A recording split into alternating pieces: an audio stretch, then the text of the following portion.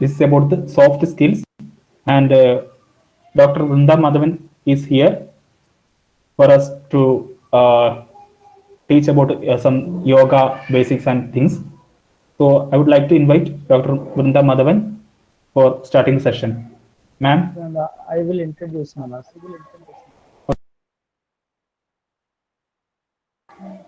Okay, Kumar sir, you can introduce her. Yeah. Participants, welcome back. Am I audible? Hello. Yes, sir. Yes, sir, you are audible. Okay. Participants, welcome back to the last session. Today we will have a session titled Yoga for Healthy Living by Dr. Vrinda Madam, Assistant Professor, Department of Yoga, Central University of Kerala. Madam worked as a consultant doctor over more than 19 years in various Ayurvedic clinics in Kerala and Karnataka, and also worked in Kasaragod District Cooperative Ayurvedic Hospital as a chief physician since 4 years. Have experience in setting up, managing own Ayurvedic clinic, pharmacy, therapy center, and yoga center in Bangalore, and conducted sessions on yoga classes in Bangalore and in Kasaragod. And he completed Bachelor of Ayurvedic Medicine and Surgery from Mangalore University, Karnataka, and did MSc Yoga Therapy from Central University of Kerala. Madam have a in-depth knowledge in Ayurvedic treatment, counseling, therapeutic yoga, and Reiki healing. With this, I welcome Dr. Vrinda Madhavan Madam to handle the session. Welcome, Madam. Thank you, sir. So, shall I start, sir? Yes, Madam. Yes. Okay, sir. So, good afternoon, everyone. So, I'm Dr. Vrinda Madhavan. I'm so fortunate to have got the chance to talk to you all on this topic of yoga for healthy living. So, yoga is a talk of the town now, as the COVID has penetrated in our lives. So, people are just thinking of ways to get healthier and to avoid the infections. So, am I audible? I'm audible. Yes, Madam. Audible. Yes. Okay. So actually, now it's 2:30. 2:30 is not a very good time for practicing yoga. So we need little. The stomach should not be so full to do yoga. So what we will do is we will start our session with some of the theory part about yoga, and then after maybe half an hour or after 45 minutes of theory, we shall practice some of the important yoga asanas. So that is what I am planning to do. So then we'll keep at least 10 minutes for question answer session also. All right. So before I start my class, I would like to know what you all know about yoga. What is your idea about yoga? So can anyone tell me what is your idea about yoga, so that I can start the class from there, because that is the place we have to take as base. So can anyone tell me what is yoga for you all?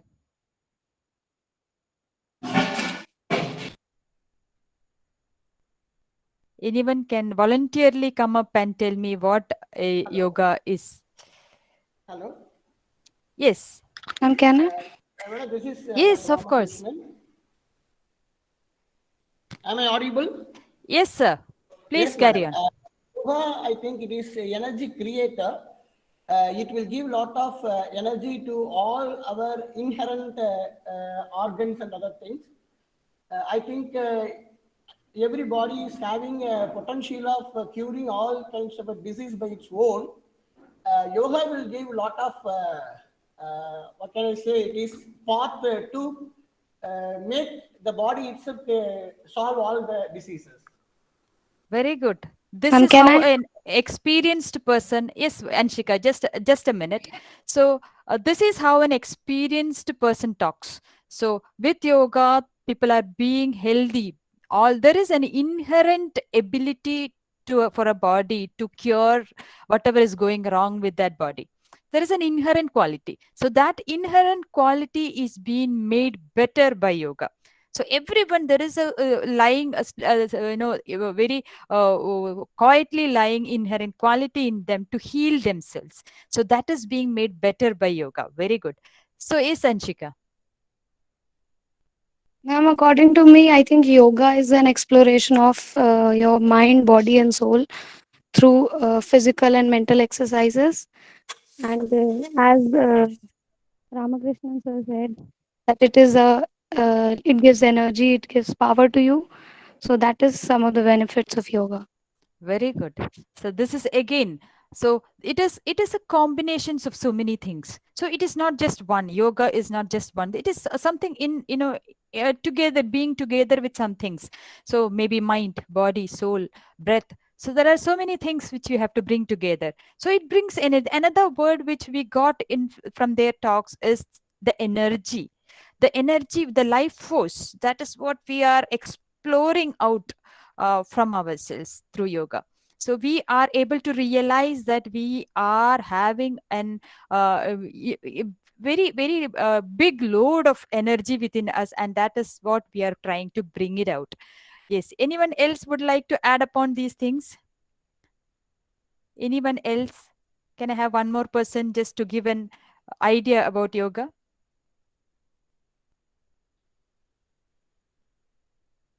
Anyone? Because there are so many interpretations and misinterpretations and misconceptions and conceptions lot about yoga, because yoga is the talk of the town now. Because of COVID situations, people are running for yoga. They are using the YouTube videos, they are using the what do you say, classes, different type of classes, in order to get some informations about yoga. But what is really yoga, what is exactly what we require at this time is what we should know, because it is a very vast subject. It is a very like an ocean. It is a very vast subject, no end or no beginning to that knowledge. But what we have to understand here is what we need out of it. So we just have to pick whatever we need out of it. The essence of yoga is what we have to pick from that. So what we need. So nowadays, there are things like yoga therapy. So as a doctor, I use yoga as yoga therapy, because I treat certain diseases with the help of yoga. So that is yoga therapy. There are many means for that, because yoga has many components like asanas, pranayamas, meditations, kriyas.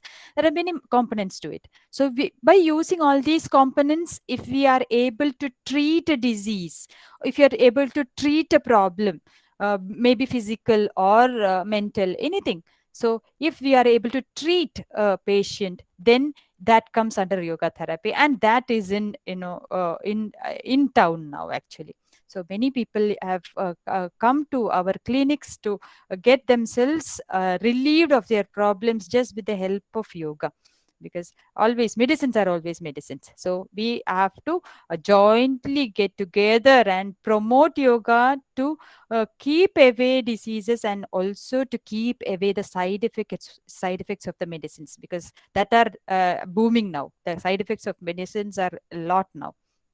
So we need to think of some management which can keep us healthy forever, not having any side effects. So this is a very good option for that. So I shall start my theory class by sharing a slide. So with the slide will be helpful for you, because when I speak some Sanskrit words in between, some terminologies may not be very audible and understanding for you. So the slide can help you out in understanding the terms. So I'll just try to share my slide.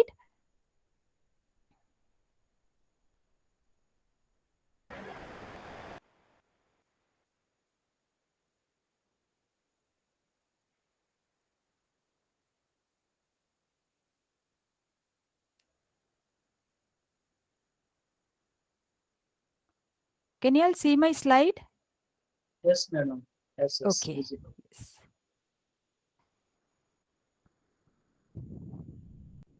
Yes, this is my topic, the yoga for healthy living. Okay, so I have put this particular picture to denote that yoga is happiness. So more than anything else, if you are able to keep yourself happy for no reason, then it is yoga. You are an yoga aspirant, then you will be happy. So being happy like a child. So that is the innocence of happiness. So first, let us move on to what is yoga. Yujyate anena iti yoga. That is what the word yoga. Yoga is derived from the word yuj dhatu. So Sanskrit says it is yuj dhatu. So the word yoga means yujyate anena iti yoga. That is combination or union of certain things is yoga. So what are we to unite here? What is the union here happening? Or what is the combination being happening here? That is the combination or the joining of body, mind, soul, breath all together is called as yoga. So that is the word meaning. Okay, what we have explained now here is the word meaning of yoga. So we generally know in almost all the languages we have this word yoga, yog or yoga. So this is generally the joining or union. So we will now move on to the definitions. This particular science is almost 5,000, average 5,000 years old. It is as old as that. And sage Patanjali, Maharshi Patanjali, called Maharshi Patanjali, he has scripturalized it into a book called Patanjali Yoga Sutra. And there are 196 aphorisms in it, and that purely explains the relation between mind and body. Okay, so while explaining the relation between mind and body, he starts the whole of the knowledge about yoga, how you can attain the final destination of yoga, that is bliss and moksha. That is how Patanjali Yoga Sutra explains. So it starts from the Samadhi. There are 4 chapters to it: Samadhi, Sadhana, Vibhuti, and Kaivalya. So Kaivalya is the ultimate moksha prapti. How you can get moksha out of this, from this physical being. So coming to definitions, there are many definitions to yoga. So mastery over the mind is the foremost and accepted definition throughout the world. So we are playing with our mind here. Okay, so mind is one thing which are not in our hands. We all know that it just slips off. It is so slippery, you just can't hold your mind to one place. No, now you are listening to my class. There are many people in the class whose mind is traveling from their office to their house, from their house to their relative's house, from their relative's house to the somewhere beyond India, then to US. It keeps moving. Though they are physically in this Google Meet, but the mind will be traveling in each fraction of second. It is just not in their hands. So it is none of their faults also, because the property of mind or the nature of the mind is the continuous thoughts. It keeps coming and going, keeps coming and going. You can't make it silent. So mastery over the mind, handling your mind or managing your mind is yoga. That is a very big technique. So that is what yoga gets you to. So the Patanjali Yoga Sutra second sloka tells yoga chitta vritti nirodha. So we'll see that in detail. So this is one of the definitions. In Yoga Vasishta, yet another textbook on yoga, that is called Yoga Vasishta, tells that mana prasamanopaya yoga ityabhidiyate. That is, when you are able to calm your mind, mana prashamana, that is when you are able to calm your mind, then you are supposed to be in yoga, or yoga establishes itself when your mind is calm. So it is very, very difficult. We all know, we at this juncture of our life, it is very difficult to calm our mind, because so many things around us happen that it doesn't keep us in peace. Anything and everything around us brings tension, anxiety, stress, mental diseases, so many things. So that is what is required to establish yourself in yoga. Mana prashamana. That is very much important for yoga. That is one of the definitions of yoga. Then yoga karmasu kaushalam. So that is said in Bhagavad Gita. So Bhagavad Gita says that it is the skillful action, whatever actions you do, any karma you do, the skillful action, the without waiting for its results. If you are doing a skillful action, then that is called as yoga. So there are many definitions. Again, you can define yoga as a state, samadhi state, a blissful state. So this is also considered as yoga. It is a state. Then power of creativity. So the bringing out the divinity in you. So all this is supposed to be yoga. So there are many definitions to yoga, and we will be just interested in knowing some of the main definitions which is related to our study. So first, the main definition which I will take out is yoga chitta. That is cessation of modification of mind. So by now we have understood that the mind is the culprit. Anything and everything which happens around us has some of the impact on our mind. So when you open the eyes, the things which you see in front of you will bring a impression on your mind. So either good, either bad, or anything, it will bring some or the other impressions on your mind. So the things which you hear, the things which you feel, so everything brings modifications in your mind. So when you are able to seize these modifications, the mind will undergo calmness, and then you will attain yoga. This is the main definition of yoga by Patanjali Maharshi. So we have accepted this, and we are looking for the devices or tool to seize the mind. So to calm the mind, what are the tools we have? That is what we are going to discuss in this class. So yoga, there are many parts to yoga. As I have told, there are asanas, pranayamas, there are bandhas, mudras, kriyas. So there are many things to it. There are yogic diet. So there are many things to yoga. So by using all these techniques or any of these techniques, we are going to seize the mind, seize the modifications which is happening in our mind because of the thoughts, because of the sense organs. Okay. So this is an often asked question. Why yoga? Why? Is it not enough to practice sports or any exercise regimen? Is it not enough for us to just, instead of yoga, we can just go out, run about and play something, football, cricket, or shuttle or something? Will that not be enough for our health? So why yoga? So yoga is, first thing is, yoga is accepted as education nowadays, is it not? Because yoga has traveled to the Western countries, it has been popularized there. We Indians have felt now that yes, it is something really great because it is coming from foreign countries now. So that is why it has been taken for education, understanding the beautiful benefits of yoga. People have taken it as an education. So integrated personality development with spiritual growth, personality development, there are all the levels as we have discussed in the initial class. So all the levels it is going to develop you. So physical level, mental level, emotional level, intellectual level, spiritual level. So all these bases you are going to develop yourself.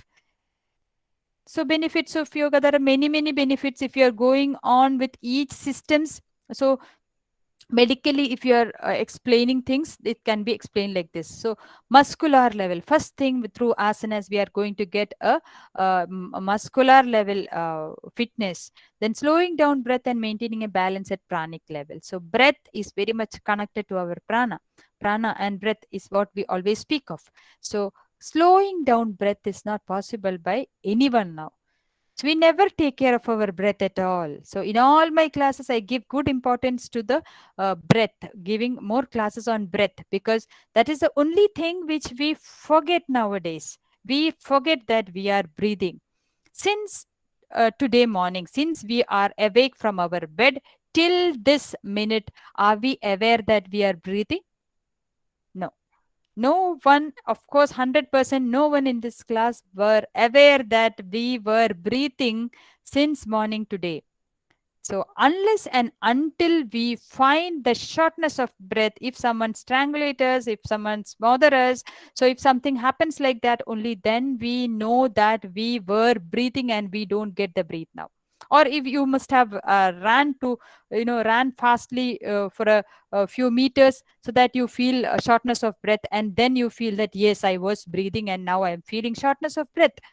So this is what the slowing down of breath has to be learned. It is an art.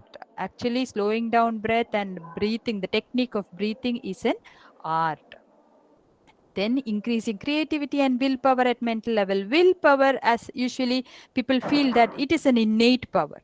So, but we can always, by yoga, we can always enhance our willpower.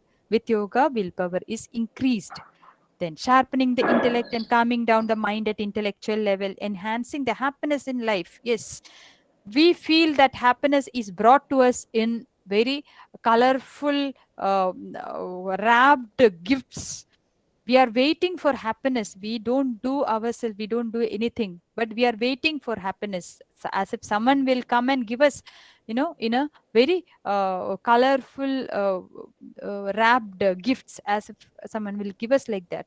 So we are waiting for happiness in life. Okay. But uh, yoga provides us happiness within us. For no matter, for no reason, we will be happy. So that is what yoga is going to give us, manifesting the innate divinity in man in all aspects of life. So we all have, as I have told you in the initial minutes of the class, that we have an innate divinity. Every human being, every being, not only human being, even animals and insects, everything. So every being has an innate divinity. There is a innate divinity uh, that is going to be put out with yoga. This is again another question which is often asked to me. There is a lot of controversies around this question. Who can do yoga? Men, women, children, elderly? So some people say, no, not women. Women are not supposed to do yoga because many things happen. Their uterus will be prolapsed, and their intestines will be prolapsed. In children, things will go wrong. Their intestines will be twisted, and so many things I have heard, and many people have come up to me to ask these doubts also. What is going to happen? See, yoga is not just asanas. Let me be very clear to you. To attain the destination of yoga, maybe the moksha or samadhi, whatever it is, or ultimate happiness, the bliss. So if that is the destination, and if you are looking for it, it is not just the asanas. It is not just the complex postures which will take you to that destination. You can also go through pranayama. You can also go through meditation processes. You can also go through the kriyas, the cleansing practices. So all this is yoga. So who can do yoga? Everyone can do yoga. Even if it is elderly, if the person is elderly, if he is sick at his knees, his joints is paining, he is very weak, even though he is sick at his physical level, still he can perform yoga, he can do yoga. So he can attain that final bliss. Children also can accept yoga asanas, whichever is comfortable for them. They can take up some yoga, pranayama, meditation, whichever way they are able to do. So even in textbooks, the Hatha Yoga Pradipika, they have clearly mentioned that everyone, yuva, vriddha, bala, everyone can be doing yoga. There is no restrictions. So especially if in case of women, if they are menstruating, they can just keep a gap of 3 to 4 days and then again start practicing. because those times they will be little weak and they may not be able to perform well. But if otherwise just meditation and pranayama, they can always do. So how did yoga uh, evolve? So how did this particular science evolve? This particular science evolved from the search of happiness. People from the ancient years, from the ages, people are in search of happiness. So all want happiness. Anyone of any region, any age, any sect, any religion, anyone, all are in the search of happiness. But unfortunately, people are searching happiness outside themselves. Okay, so people are searching happiness outside themselves, and that is why people are not able to find happiness, because happiness lies within us and not outside. The best example is when you buy a car. You do hard work, you do the job for years together, and earn money, and fairly when a good amount is earned, you plan to buy a car for your happiness. What happens? Maybe 3 or 4 years you have done the hard work and earned that much of money, you are buying a car, and that happiness just stays for 3 to 4 days, when all your friends and relatives are all coming, seeing the car and saying, wow, it's a very wonderful car. It's all over there. After a week, it becomes an old car. It is just you and the car remaining. The happiness is now no more there. So we have to understand same way. So you like a laddu, you eat a laddu. First laddu, you are very happy to eat that first laddu. So okay, thinking that you like the laddu, the person give you the second laddu, you are not that happy to eat the second laddu. The third laddu, when you are offered, you just hate that the thing which was happiness for you turns out to be a hatred thing. So you should understand in that the happiness doesn't remain in the materials. So it doesn't remain outside us. It is just a matter within us. The happiness comes within us. So that is the main aim of yoga, to develop that happiness within us. So yoga teaches us how to be happy even without any material things outside. So it is a way how to create happiness. It is not creation, it just develops. So yoga will bring up happiness in you. That is through the concentration. So dharana, dhyana, samadhi, these are the internal aspects of yoga. It is antaranga yoga, what we call as. So we are developing ourselves internally, and we are finding, and the output is happiness. Slowing down is the secret. So for happiness, we need to slow down, is it not? So in this hurry burry life, since morning we are just running to nowhere. Okay, within the house we are running, we are going to office, again running there, again running about in the society. So we are just hurry burry, we are just running about in all the 4 to 6 directions around us, but nowhere we are reaching. We are doing all this for the final happiness, but we are not attaining it. So yoga says you need to slow down. You need to slow down and accept whatever is coming to you in a good manner, so that happiness remains. Happiness is in silencing the mind. That is what yoga says. The happiness comes when you silence the mind. So these are the types of yoga which we have seen around us: karma yoga, bhakti yoga, jnana yoga, Raja Yoga, Hatha Yoga, Kundalini Yoga. These all are many types of yoga, but these all leads to one goal, that is complete ecstasy, bliss, or samadhi or moksha, whatever it is. So this reaches there. All these are different paths, these are different types of yoga, but all these reaches to one goal. So what is Jnana Yoga? So jnana, as we all know, it is the knowledge. the yoga, we attain yoga through knowledge. So this is what Jnana Yoga says. Jnana, as we and you and I are all under this yoga. We are all studying, we are all teaching, and through the through the way of knowledge, we are attaining certain levels, and that is called Jnana Yoga. So in this Jnana Yoga, the book says there are three uh, divisions like Shravana, Manana, and Nididhyasana. That is, Shravana is hearing, listening, watching, and reading. Manana is cognize. So whatever we hear, whatever we listen, whatever we have watched and read, we cognize that. Then logically trying to understand and question to the maximum extent. We question our gurus, is it not? So we question our teachers. Like, why is it so like this? Why is it happening like this? Why it is meant like this?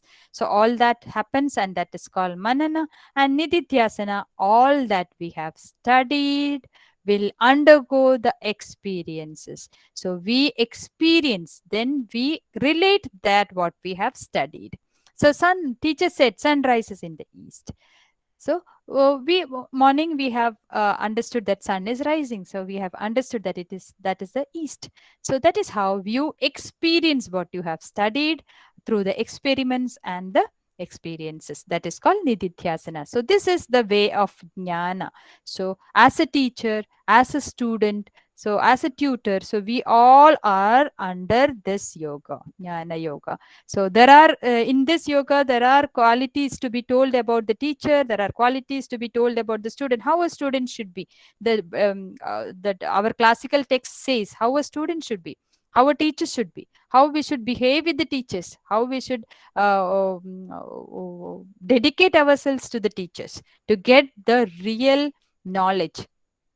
Jna or jnana is the real knowledge which will uplift us from this level of intellect. So that is Jnana Yoga. Then we have Raja Yoga. This is mainly the meditative processes. So Raja Yoga is a path of willpower. It is just with the willpower we are elevating us from the present intellectual level. It is a practical approach to experience a higher state of consciousness. So whatever consciousness we have, we will reach an higher state of consciousness. So a wider, a broader state of consciousness with this Raja Yoga. Then Swami Vivekananda has told this Raja Yoga as Ashtanga Yoga. So whatever Ashtanga Yoga we normally listen in all the places, that is Raja Yoga. That is what Vivekananda said. Then we have Bhakti Yoga. There are many of them who attains yoga through bhakti. So people are good at it also. So bhakti is an emotional culture. So when thought is repeated again and again, it becomes emotion. We all know. So when a particular thought is continuously accepted and we live with it, then it becomes an emotion. An intensified thought is emotion. Worship of God done wholeheartedly with utmost purity in mind is called bhakti. It is complete surrendering. So we reach a self, as what you said, a feel of lightness when we surrender to someone, a higher, a superior authority or superior self. If there is someone superior to us in ability and in powers, so when we are able to surrender, we feel little light and free. Then we have Karma Yoga. Karma Yoga is the attainment of yoga through work, through our karma. There are many Karma Yogis who are dedicated to their work and they are offering their work to the society. So through that area, they are doing yoga.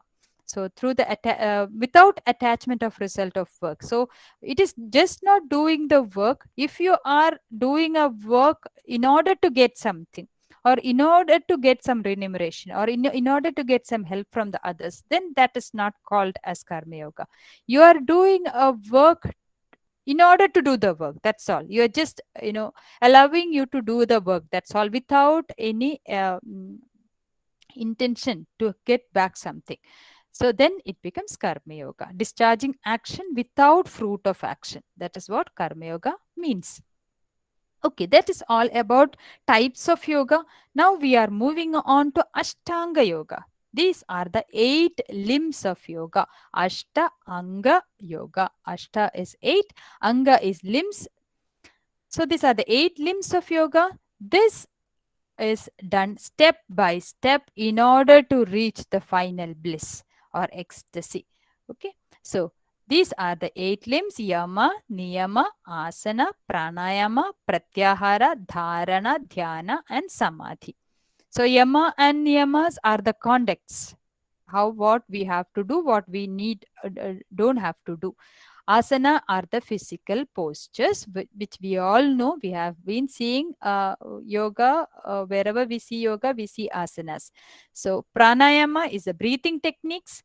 Pratyahara is withdrawing the senses. So what we are all attached to our sense, we have attached our senses to the sense objects, is it not? We crave to see, we crave to see certain things. We like the sunsets, we like seeing some movies, we like to see a flower. We are all attached to the sense objects. We like to eat good food, biryani. We like to eat ice creams. So we are attached to these sense objects. So yoga will teach you how to detach, how to withdraw from being the being attached to these. Because when we are being attached to these sense objects, we are losing our mind control. So we should not be under the power of our sense objects. So withdrawing the senses is called pratyahara. Dharana, dhyana, and samadhi, as I have told, this is an internal yoga, that is antaranga yoga. It's all things to do with our mind and concentration, meditation, and ecstasy. So what is yama? That is the first limb, yama. These are the ethical rules of yoga philosophy. These are universal conduct. So how we have to relate ourselves to the universe or the society.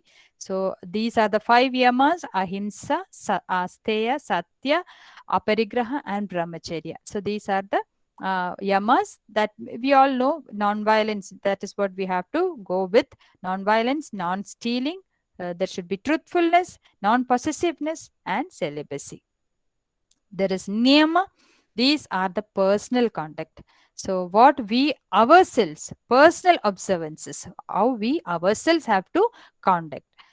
That is shaucha, we have to be clean. The cleanliness should be taken up.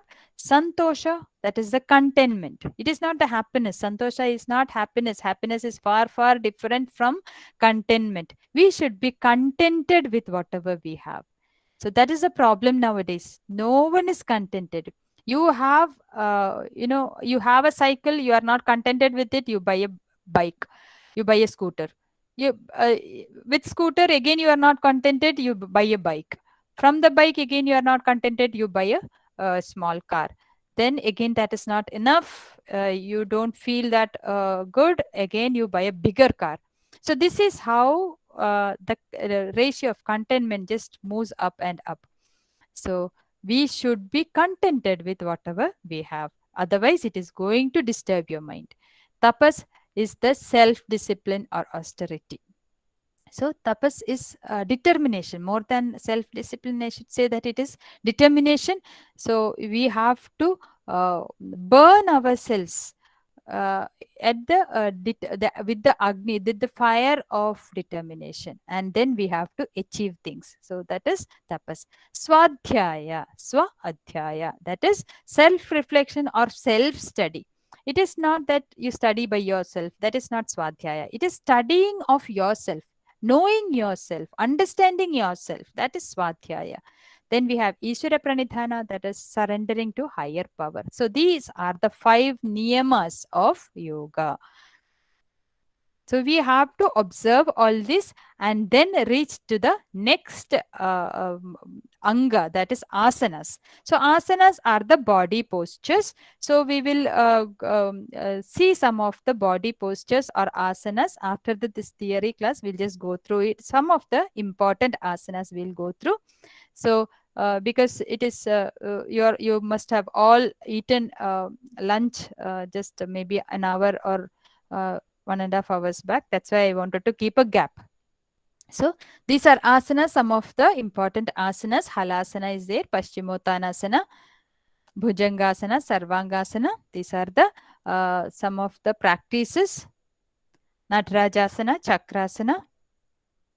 Okay, so those are the body postures. So we all know that yogasanas will help to bring relaxation and health to the body parts, from the skin layer to the muscular, to the bone level, to the joints, to the nerves, to the muscles, to the blood vessels. So it all gives flexion and extension to all these body parts and enhance health to each and every parts and organs, and to the cellular level. The enough prana, or if you speak in medical terms, all the oxygen content and the energy level, all is being supplied with the help of these asanas or the body postures. So the third, the fourth part, anga, is pranayama. So we all heard about pranayama. Pranayama is a usual practice which people take up for their health. So prana is the vital energy and ayama is the stretching or expanding. So whatever vital energy we have within us, if you are able to stretch and expand it and can use up by the body, then it is known as pranayama. So there are three parts to the pranayama. One is puraka, another is kumbhaka, and it's rejaka. We all know there is a breathing in process that is called puraka. Purana of prana. That is what we take the breath in is called puraka. When you hold the breath, it is called kumbhaka. Neither you are breathing in nor you are breathing out. It is then called kumbhaka. And when you are breathing out, it is called rechaka. So when we are systematically doing pranayama, there is a ratio to puraka, kumbhaka, and rechaka when we compare to the normal breathing. So that is the difference between pranayama and the normal breathing. There is a ratio of puraka, kumbhaka, and rechaka in pranayama. It is 1:4:2 usually taken up. So if you are breathing for 1 second in, then you are holding it for 4 seconds, and then you are breathing out for 2 seconds. That is the ratio, 1:4:2. This is a normal ratio of pranayama. There are many types of pranayama told in the yogic textbooks. There are many types of pranayama. There are Ashta Kumbhakas. It is named as Kumbhakas. So Surya Bhedana pranayama is there. Shitali pranayama is there. Shitakari pranayama is there. Plavini is there. Murcha is there. Bhastrika is there. Ujjayi is there. So these are all pranayamas meant for different aspects of health. So the texts have also told about the benefits of each pranayama, who should do, how we should do, what is the way to do these pranayama is also told in these textbooks. So when you speak of pranayama, we should also speak of the importance of breath. Okay. So can I put a question to you? How many times do you breathe in a minute? Can anyone say how many times you breathe in a minute?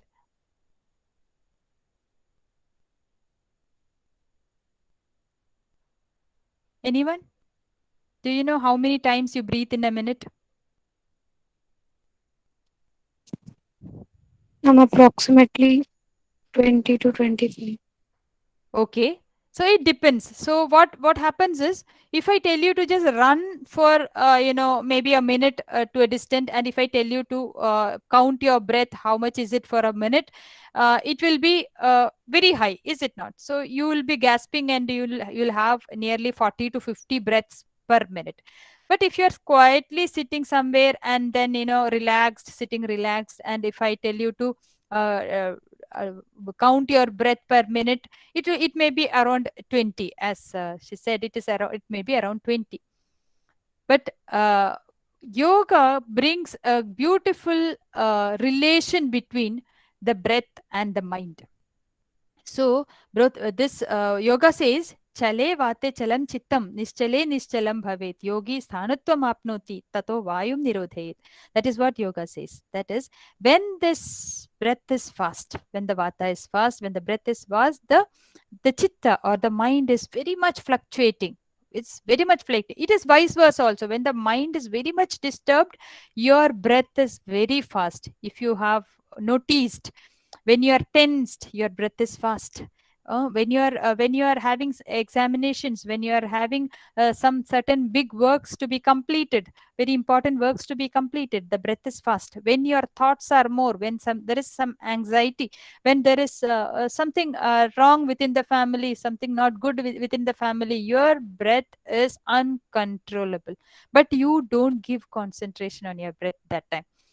It is a natural process. So yoga uses this technique. Yoga says you control your breath. You are not able to touch your mind. We are not able to hold our mind. You can't just penetrate through your head or through the heart and touch your mind and say stop. You have to relax. You can't touch that. There is no tool to touch the mind and calm the mind. What we can do is, the tool we have is the breath. So beautifully yoga says, the tool is the breath. So in order to cut the vegetables, the tool is the knife. In order to write a story, the tool is the pen or the pencil. So in order to paint a beautiful picture, the brush is a tool. So such a tool is the breath in order to calm the mind. So deeply breathe in and breathe out. That is one breath. Again, breathe in, breathe out, second breath. So you have to see the watch. You can see the stopwatch and find out how much your breath is in a minute. And if it is around 10 to 15, you are almost in a good health.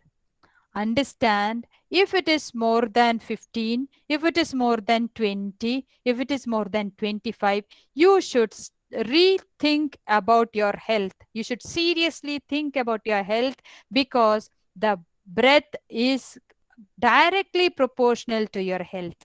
If you are breathing very slowly, the lower the rate the breath is, better the health.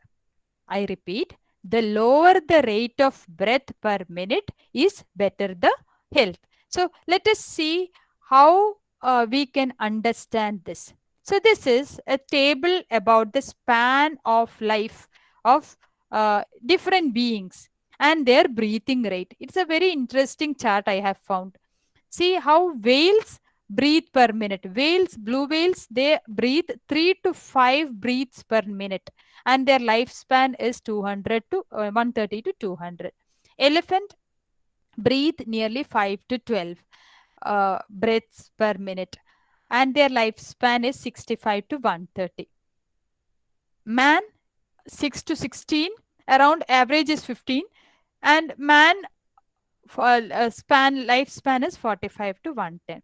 And at the end you can see mouse and shrew, how they breathe. Their breath is 90 to 250 per minute, and they live only for 2 to 7 years or 2 to 1 years or so. So this we should understand, that if we are able to control, and it's not control, we have to develop a habit to breathe slowly and deeply. Very subtly, very deeply, if you are able to breathe, the breath per minute is going to become low, and that will enhance your health. How is it going to enhance your health? It stays inside our body, and there is more convenience for the exchange of gases which is taking place within inside our body from the lung level. From the pulmonary level, the exchange of gases takes place better, and each cell gets its portion of oxygen well. Each cell needs oxygen, each cell needs glucose, good level of glucose. So the food you take in and the air you take in is very much important in your health, in managing your health. So I always tell my students who hear my class that you should write in a piece of paper that you are breathing. I am breathing. Write in a piece of paper and stick in your workplace, so that whenever you see that, you remember that you are breathing, and start breathing very deeply and calmly. This will enhance your health. So this is the significance of breathe, and that is the significance of pranayama. Then we have another topic in yoga, which is commonly taken up, is mitahara. Mitahara is yogic diet. So in yoga, they say that mitaharam vinayastu yogarambham tu karayet nana arogo bhavet tasya kinchit yogo na siddhyati. So if you want to excel in yoga, and if you just keep on doing yoga and not taking care of the food you take in, then it is not going to help you at all. Instead, it will only bring in lot of diseases. So if even if you do all type of yogas, asanas, pranayamas, meditations, whatever it is, without taking care of your diet, then it is only going to give you diseases and not health. This is what yoga says. Then there is a specific type of food, they say mitahara, that is the specific yogic diet they speak of. That is susnigdham madhuraharam chaturthamsha vivarjitam ujyate shiva samprityai mitahara sa uchyate. This is what is called as mitahara. That is, it should be an unctuous food. It should be containing it should have glucose content in it. And when you eat, you should not eat full stomach to the brim. You should never eat. You should always keep 1/4 of the stomach free, so that there is place enough for churning the food and digesting the food. So you have to eat as if you are providing it to the gods. That very, very, with that divinity, with that this one, you should treat your body. But now nowadays what happens, anything and everything, even if it is poison, you just, if it is, even when you know that these junk foods are completely with chemicals, and the what you call the tin foods are with full of preservatives, we all know that the preservatives are chemicals, all these we know, still we enjoy that food because of the taste. So we never take care, or we never think that we are like a temple, and the soul inside is like a lord inside that. So we should be treating ourselves like that. So as if we are offering to the gods. So we always offer the best of best things to the gods. So that way we have to treat ourselves. So there is something very divine within us, that is our soul, and we should be giving food in such a good food that it should enrich and enhance that divinity. So these are the few qualities of yogic diet. Pushtam, sumadhuram, snigdham, gavyam, dhatu praposhanam. Dhatu praposhanam means that which will enhance the dhatus. Dhatus are rasa, rakta, mamsa, meda, asti, maja, shukra. These are the dhatus of our body. So that has to do the praposhana, or the enhancement, or good. It has to do good to those dhatus of our body. That has to increase our rakta, that has to increase our blood and lymph and all that. So that is what yoga says. So that should be the quality of the food what we take in. So there are two aspects in yogic foods. One is conducive foods, and but another is non-conducive food. So this is called patyahara, that is a conducive food. So there are list of few things which are good uh, for those yoga aspirants who wants to do yoga, who want to excel in yoga. So these are the foods: godhuma, shali, yava, shashtika, shopana. These are some food. Like godhuma is wheat, shali is rice, yava barley, shashtika this is another type of rice. Kshira is milk, ajya is ghee, khanda is jaggery, navnita is butter.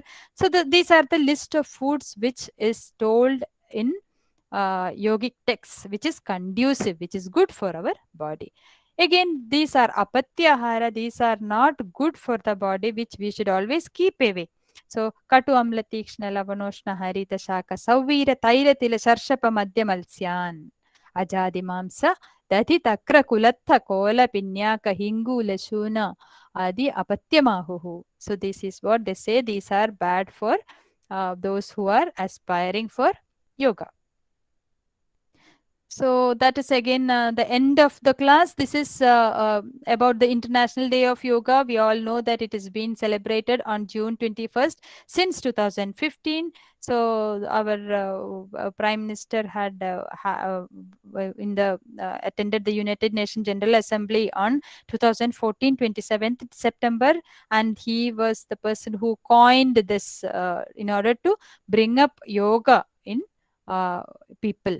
So since then we are all celebrating. That is why more of yoga lessons or more of yoga awareness is got to the public since then. It is more since then.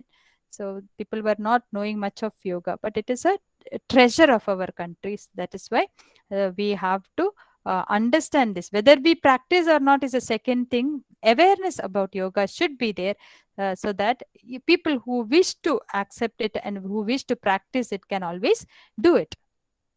Okay, so this was about the theory part. So any doubts in our theory class? If you have any doubts.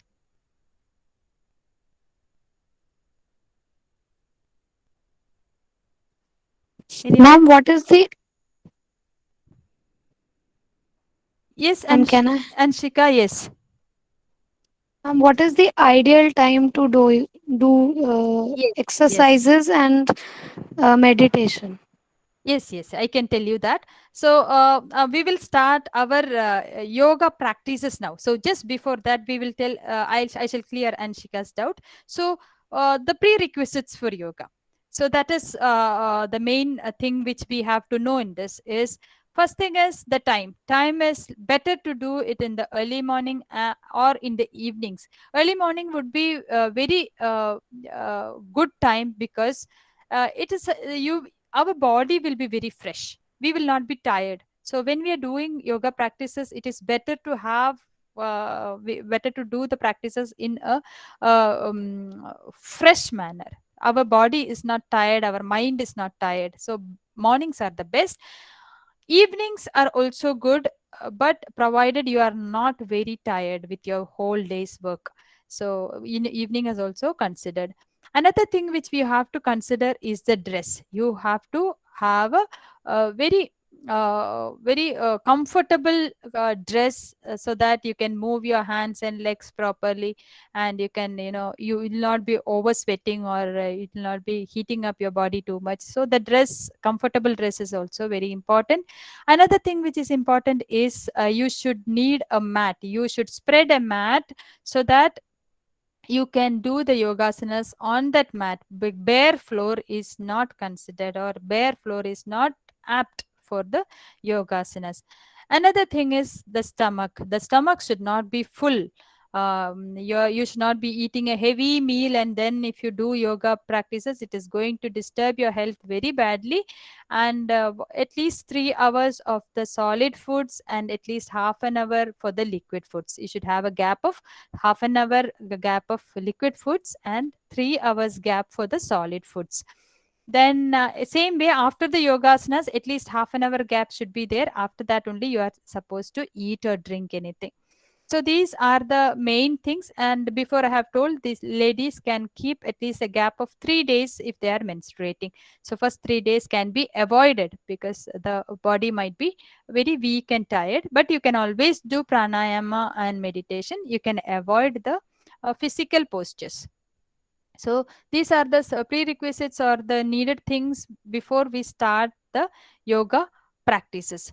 So now we have 30 minutes time again. So at least 15 to 20 minutes, we shall see some of the yoga postures. So asanas, some of the pranayama we will see now. So I request Avinash sir to come on video mode. I have Avinash sir with me. He is a faculty from yoga department. He will be helping us from to know the postures.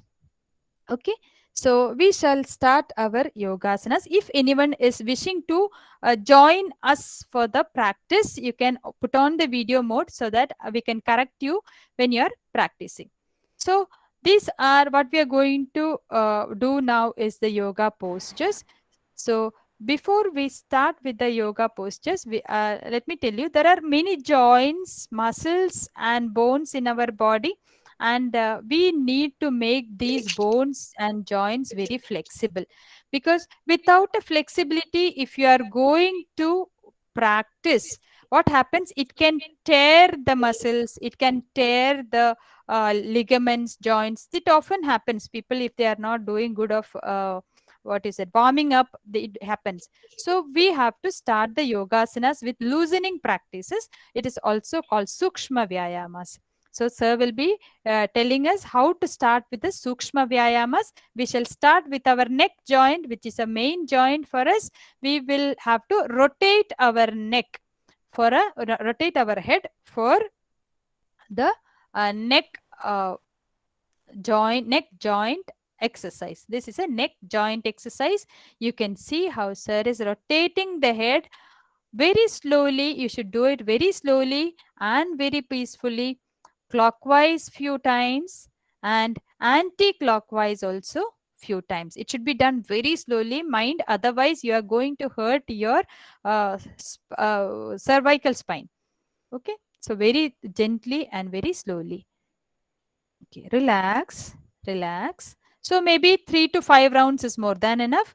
Next, we shall move on to the shoulder joint, which is a major joint. Often after sitting for long hours of work in front of the computer, on the table and chair, so it hurts our back and shoulders and neck. So in order to relax that, we will go for shoulder exercise. Place the hand on the shoulders, yes, and then have a good rotation of both of your hands together. You can see how sir is rotating very beautifully. Yes, a big O. You have to make a big O with your elbows. So this is also clockwise and anti-clockwise. Yes, this is how you rotate your shoulders. If you are sitting for long time in front of the computers, you can in between, maybe once in an hour, you can just rotate your neck and your hands. Relax, relax. Yes. So in between, you can just do this shoulder exercise and neck exercise, so that your shoulder muscles are relaxed.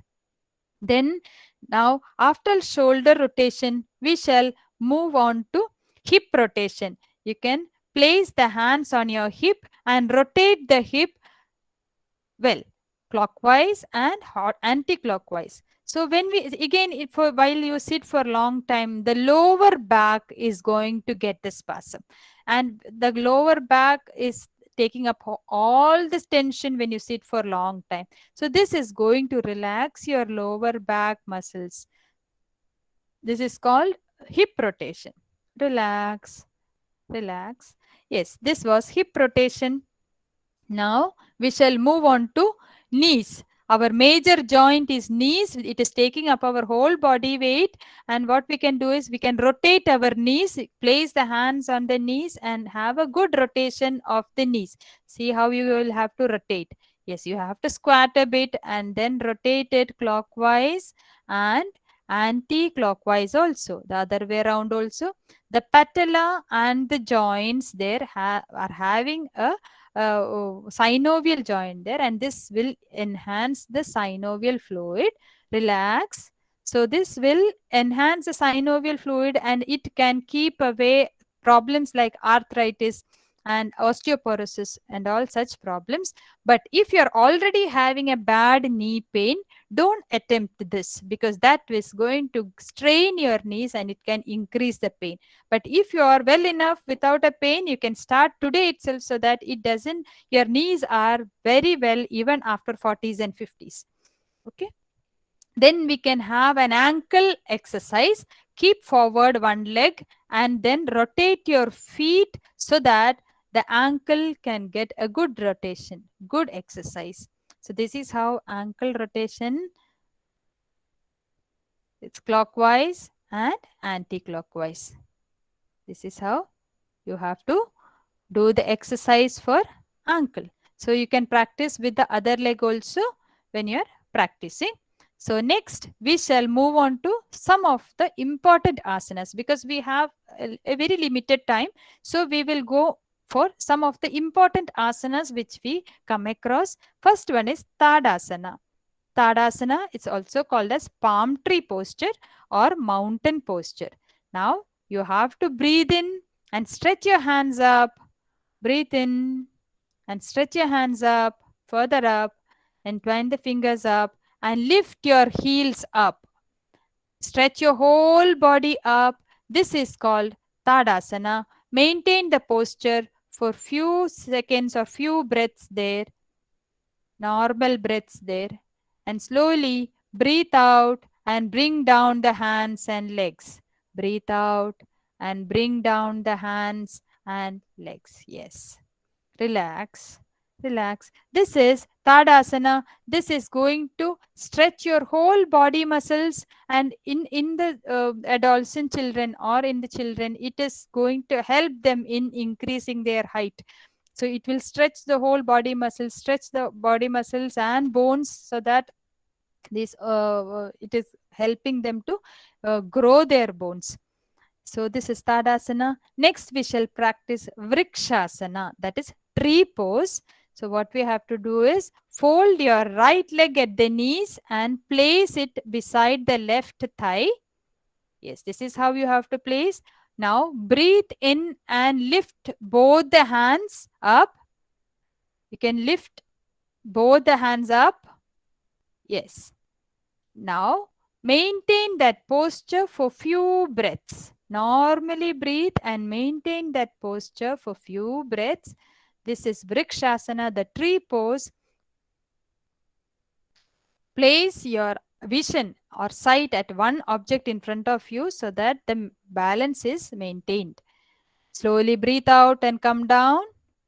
Breathe out and come down. Bring down the legs. Yes. So this was Vrikshasana. You have to practice this with both legs, one leg after the next leg also. This enhances, not only it enhances the strength of the thighs and the back muscles, it also enhances the concentration power. It keeps away the stress. So these all are the benefits of Vrikshasana. So after Vrikshasana, we shall see how we can do Padahastasana. So Padahastasana, Pada is the feet, Hasta is the hands. We are trying to touch the feet to the hands. That is, breathe in and lift the hands up, stretch the hands up. Yes, breathe out and forward bend. Breathe out and forward bend. Try to touch the feet or the floor with the hands. Try to touch the head to the knees. So this is Padahastasana. You can have few breaths in that point. Now deeply breathe in and come up. Stretch up. Breathe in and stretch up. Breathe out and relax the hands. Breathe out and relax the hands. The entire muscles from the ankle till the neck is completely stretched here, and it gives lot of relaxation to the back muscles and the thigh muscles and the calf muscles. So this is a very good posture for relaxing those muscle areas, because we have all the deep muscles there. Now we shall see how Trikonasana is done. So what we will do is keep one leg apart. Yes, you can keep one leg apart. Stretch your hands. Now turn your right foot towards right. Yes. Now touch the right hand to the right foot. Touch the right hand to the right foot. Look up to the left hand. Yes, this is the posture for Trikonasana or the triangular pose. So this is a triangular pose. Again, this enhances the stretching capacity of the thighs. Deeply breathe in and come up. Breathe in and come up. Breathe out and relax both the hands. Bring the legs close. Yes, this is Trikonasana. This is a very twisting posture, a good twisting posture, and this will make the peristaltic movement within your guts, that is colon, the small intestine and the colon. It will enhance the peristaltic movement within the intestines, both large intestine and small intestine, and it will help you in relieving the constipations and the other digestive activities. So this is a very good posture for that. Now we can sit and practice some sitting postures.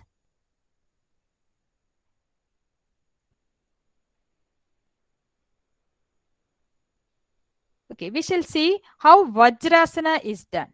So first we'll be sitting in Dandasana. This is the sthiti in sitting posture. Now fold your right leg towards back. Vajrasana, yes. And now fold the left leg towards back. Now sit on the leg. Place the hand on the thighs. Peacefully sit, relaxing the shoulders. Close your eyes. Deeply breathe in. Breathe out.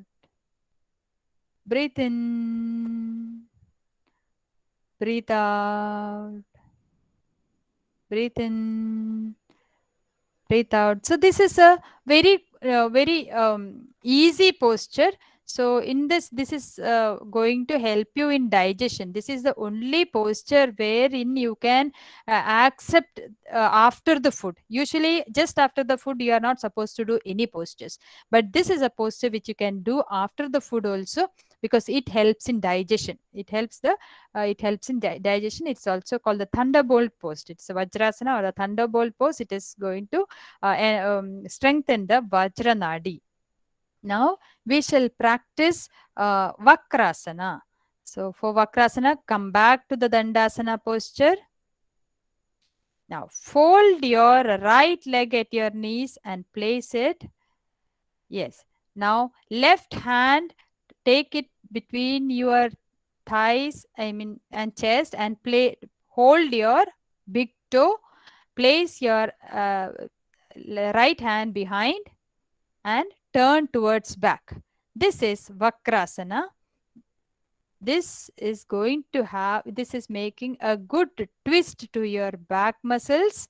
Same time it is going to stretch your thigh muscles also. Now breathe in and come forward, look forward, take away the hand, stretch your legs.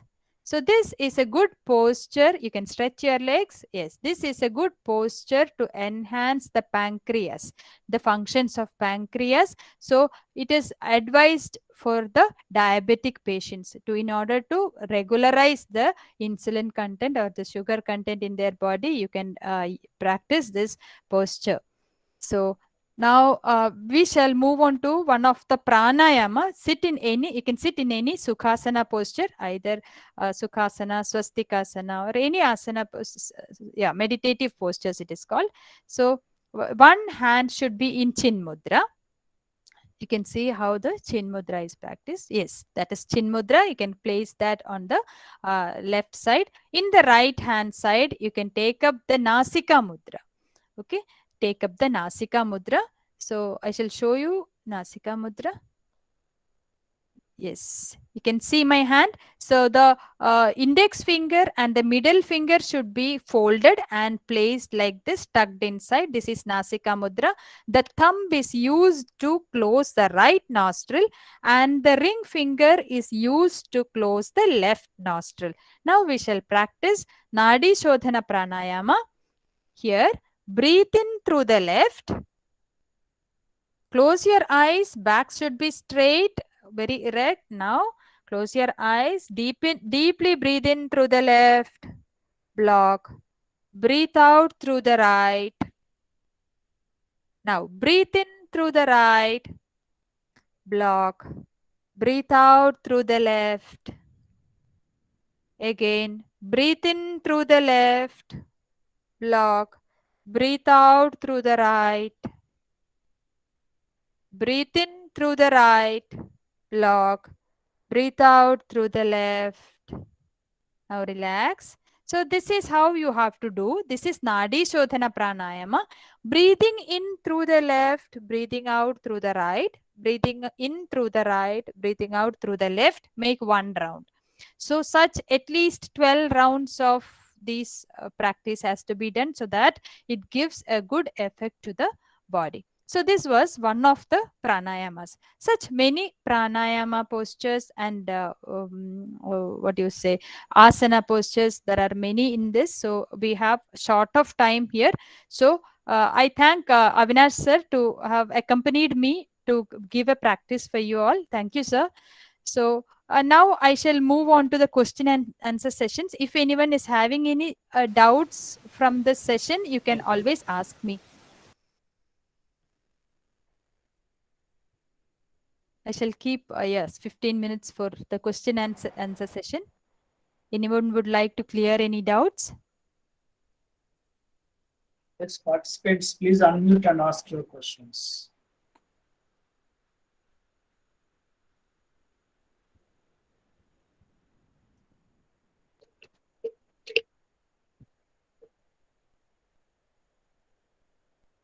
Any questions regarding yoga, you can ask me, or regarding Ayurveda also, you are welcome. Or anything regarding your health.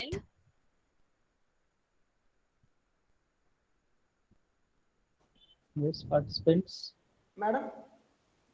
Yes, sir. Madam, I'm Dr. Ramakrishnan, madam. Yes, sir. Madam, one clarification.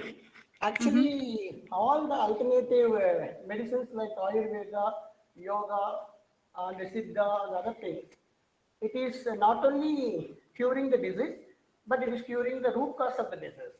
Yes, exactly.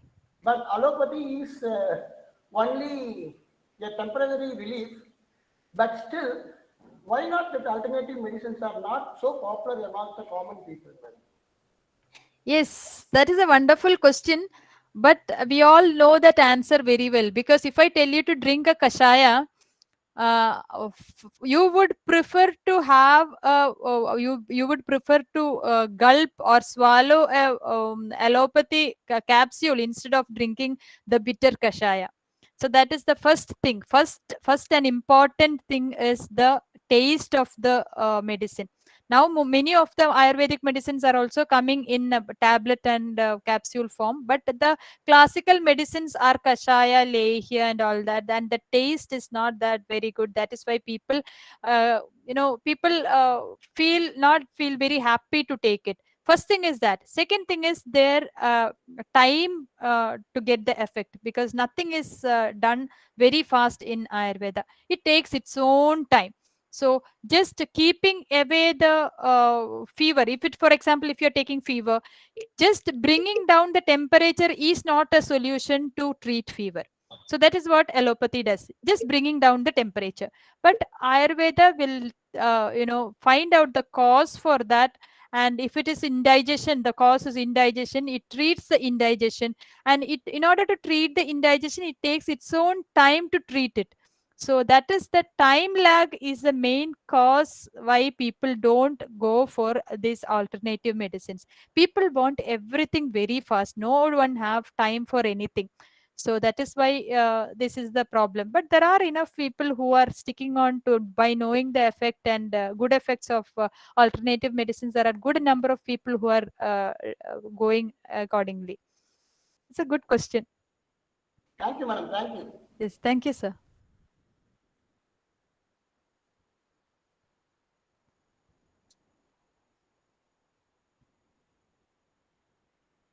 Participants, questions, please.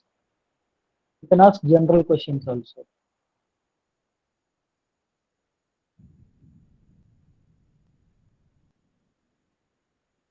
Madam, I have one doubt.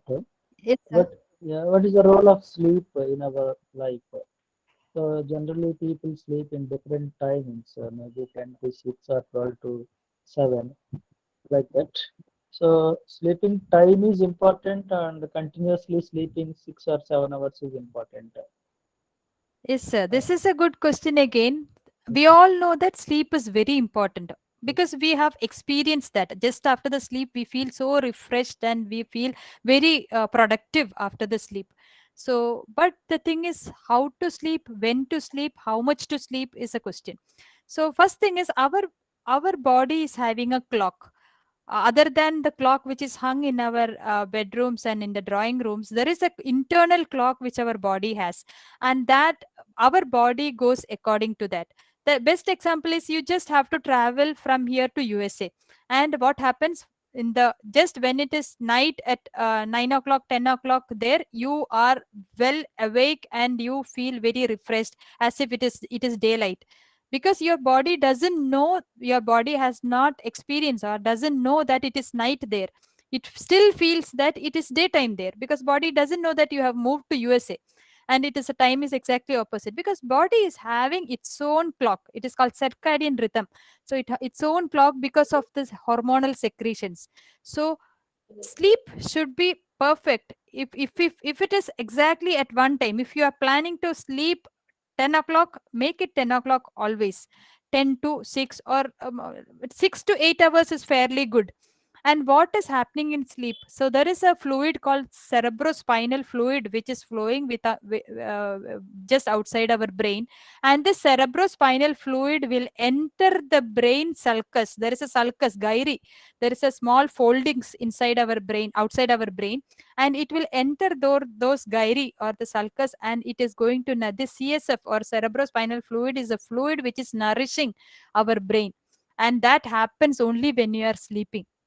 At the deep sleep, this cerebrospinal fluid is moving to the sulcus of the brain, and it is nourishing all the brain cells. That is why after a good sleep you feel very refreshed and as if you have started from zero again started from one again. Even if you are very tired the day before, if you have had a lot of physical work, very mental work, even after a good sleep, you are again recharged to number one. So that is the effect of sleep. So it is better to have correct proper time sleep and proper hours of sleep in order to keep up your health. Otherwise it's okay. If you don't really want your health, you can do anything out of your sleep. You can sleep for 1 hour and sleep for 10 hours in the daytime. Anything you can do, no problem.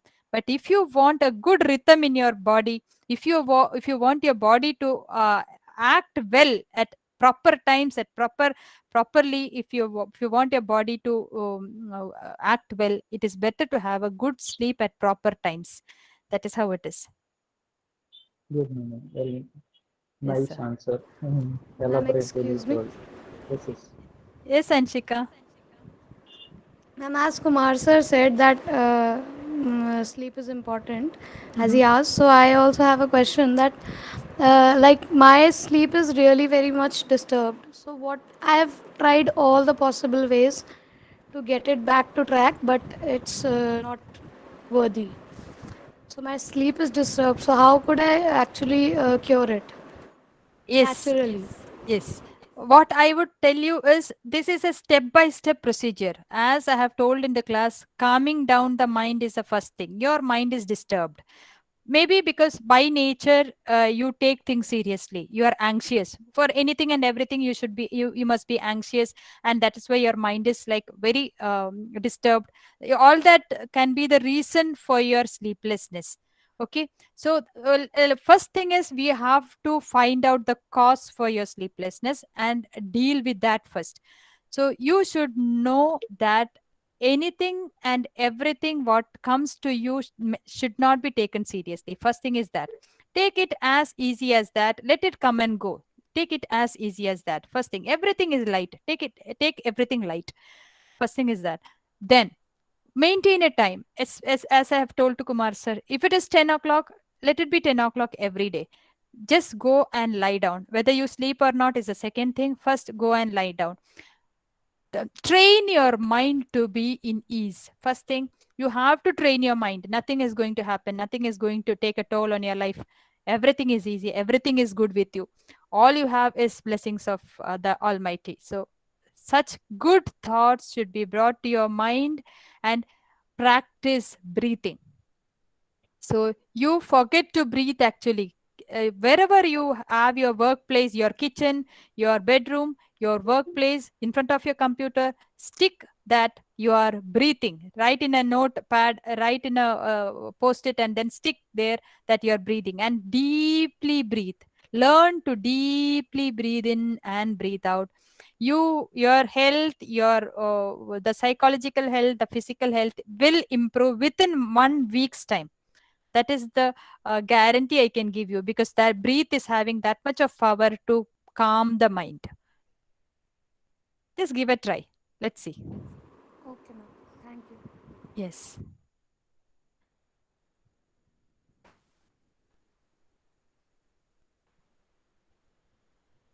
Yes, questions, please. Hello, ma'am. Yes, Matulika. Ma'am, I am suffering from migraine, Hmm. and whenever I try to do pranayam, then my headache level is increased. So I am not able to do it properly. Then how can I do this? Yes, don't. It is very usual, because you are starting. What happens with migraine is anything other than the daily routine can cause headache. That is a problem with the migraine. It is not a problem with the pranayama. It is that your body is having migraine. Your body, anything new to the body will cause pain in the body, pain in the head. That is the nature of migraine. So even when you are starting a pranayama, you will have a problem. So don't directly start a pranayama. As I have told you, learn to breathe well. First of all, learn to breathe well. And once you have learned to breathe, how to breathe well, as I have told you, number of breath per minute you have to reduce.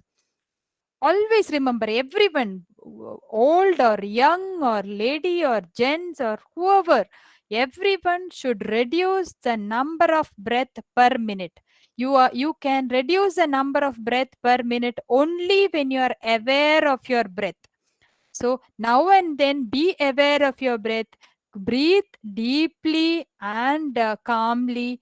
Then number of breath number of breath per minute will come down. That will enhance your health. And then slowly start with just breathing in and out through the left nostril only. Then alternately just on the right side, only the right nostril. Then you go for, as I have told you, Anuloma, Viloma, or the Nadi Shodhana Pranayama, left and right. So don't directly start with the pranayama. Slowly take up each step and then go up. It will surely bring down the migraine headache. It is so. Make sure you have understood as if that pranayama has made it wrong. No, it is not. Any change in the body can bring up this migraine headache. So slowly approach to pranayama. Don't directly at a stretch start with 12 rounds or 24 rounds of pranayama. Slowly approach. And for migraine, food is very important. Bring down all the spicy, oily food. Have food at proper timings. All this can help you to relieve from migraine very much. Don't take tensions. Anxiety, tension, stress is very bad for migraine. All this you can take care. Drink lot of water, because fluid, resakshaya, it is mainly resakshaya. So drink lot of fluids and think good. It can treat migraine very well. Thank you. Yes.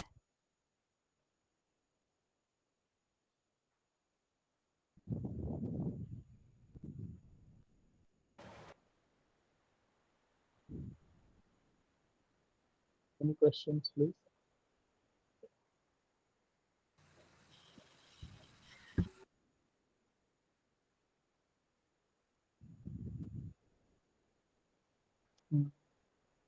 Madam, if nobody is there, I will ask. Madam, yeah. Yes, Sir, sir. Manohar, sir, continue. Yeah. One question, sir, from my side. Yes, yes. Yeah. Madam, that symptoms of migraine headaches, madam, how to Yes. identify? Yes, actually, it is always mimicking. Actually, it is always confusing between a sinus headache and a migraine headache. So, usually, sinus headaches will be preceded by some cold, cough, fever, anything which is creating mucus inside the sinus, or such that will be preceded again, will be followed by sinus headaches, because the sinuses should be full of mucus, and that pain will be usually in sinus headaches. The pain will be usually on the cheeks, below the eyes, above the eyes, on the forehead and all that. But migraine is usually on the head. Usually the pain may be on the forehead. It can be one sided, on one side only, throbbing type of pain, and it increases as the day progresses. It is like that. So maybe it will start in the morning and it will be worst in the afternoon, or it will start in the afternoon and it becomes worst at night. It usually doesn't start at night. Usually it starts in the morning, increases and increases. So, and anything can cause migraine headache. If you have lot of what you say, if you are in a lot of noise and uh, in a crowd, that can increase headache. If you have skipped the meal, that can cause migraine headache. If you are in a hot sun for a long time, that can cause migraine headache. Stress and strain can cause tension headache, which is moving on to migraine headache.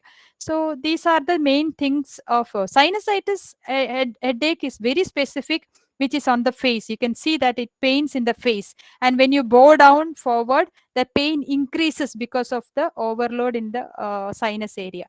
So that is the main differences you can find. Madam, Yes, sir. usually migraine headache comes at the forehead or the top portion of the head. It can be forehead also. That is what I have told. Usually it is one sided, either on the left side you feel, or on the right side you feel. And Madam, in the worst cases, it can be throughout the head also, and sometimes it is also on the forehead. madam, forehead Yes. or top portion of the head, top Yes, portion. top portion also it can come. So Mhm. it is very, but main thing is the causes, especially if you have had very long stress that day, or if you have gone in the sun badly, maybe 1 or 2 hours you are just walking in the sun or something, or you have not had food at the proper time, that also can cause. Actually, anything and everything causes migraine. That is a problem. Very difficult to manage. You have to be very careful with your body. Eat in proper time, sleep at proper time, sleep well, don't take tensions. We feel bad for the patients, because telling so many things to the patients, and they may not be able to manage such things also. So managing a migraine is very difficult. Thank you so much, madam. Thank you. Thank you, sir. If there is no questions, I will ask one more. Madam, can I? Yes, sir. Yes, sir. It's also related to sleep only. So we'll sleep, deep sleep only. Suddenly we'll wake up. So eyes will become dry. We cannot get a sleep even hours also. What is the reason behind that? It will Yeah, become full dry. So not at all getting the sleep. Up to uh-huh. some time we'll sleep deeply.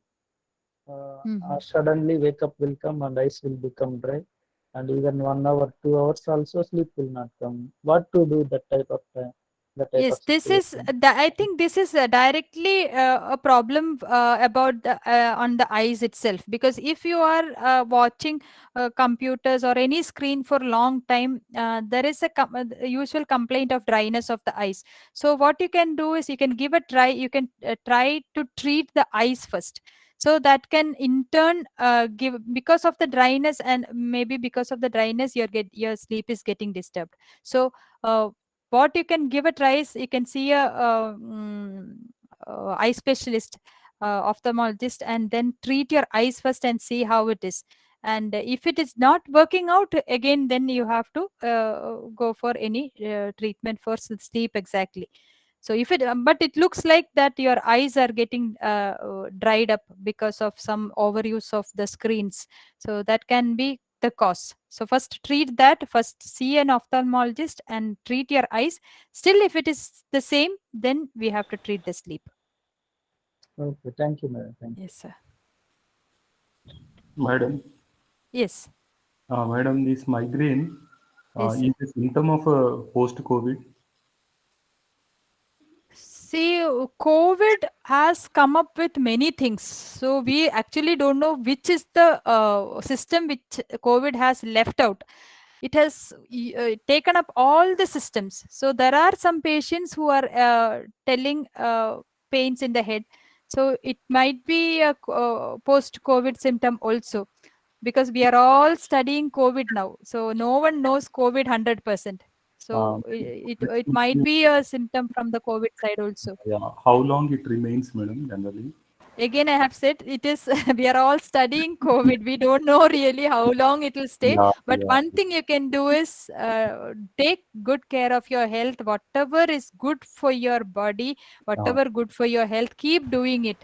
So Mm. slowly, all this side effects of COVID or anything will come down. Let Oh, us all hope for good, because we don't want to think anything negatively. We all want to think positively. So let us hope for good. All things will get cured, and we will be best of health, I think, very thank soon. you. Thank you so much, madam. Yes, sir. Madam, one more interesting question in the chat box. Yes, sir. Madam, I am unable to meditate. Whenever I sit for a meditation, my mind starts thinking about other things. I am Yes. unable to concentrate. That is a general question. I think everybody has. I feel so happy. I feel so happy to read this question, because Sunita is very open in her aspects. Whatever is there, she has just told it out. That's all. And it is very normal. I congratulate Sunita, because she is the most normal, because meditation is not easy at all. It is the aspect of the mind. The mind will travel. Your mind is 100% fine. That is why it is traveling. So, but you need to cultivate, you need to study how to manage your mind. That is yoga. So meditation is not at all easy. And I always tell, so people tell shavasana is the easiest one, I just have to lie down. But shavasana is the most difficult one. With the help of the power of our mind, as I have told, mind is so slippery. It is more slippery than a soap. It is just, it in seconds, in fraction of second, it keeps traveling. So what I want you to do is practice pranayama, practice. That makes a man perfect. Meditation is difficult, but it is not impossible. Okay, just practice. You will be able to do that. Maybe first day you will be able to meditate. Select an object for meditation. Maybe a flame of the diya or the lamp. You just meditate on that, see that, and then meditate on that. Maybe first day it will stay only in your mind only for 2 seconds. The next day it will stay for 3 seconds.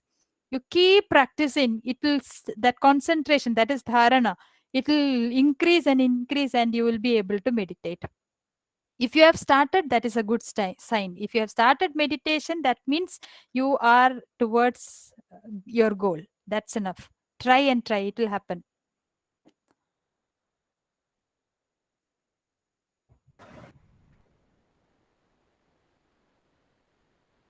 If there is no more questions, we will wind up the session. Any questions?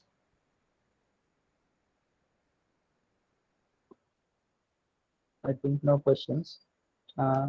Manas, Yes, sir.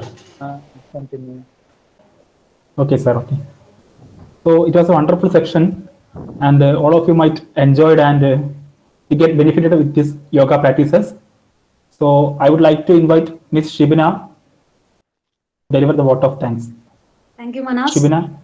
Thank you, Manas. It's my pleasure to thank all who have gathered here. On behalf of Adal Academy and Department of Computer Science, Central University of Kerala, I extend my hearty thanks to our speaker, Dr. Vrinda ma'am, for her wonderful talk and demonstration on how to maintain good health and mind through these yoga practices. And it will be surely going to be beneficial to all of us during this pandemic situation and to I extend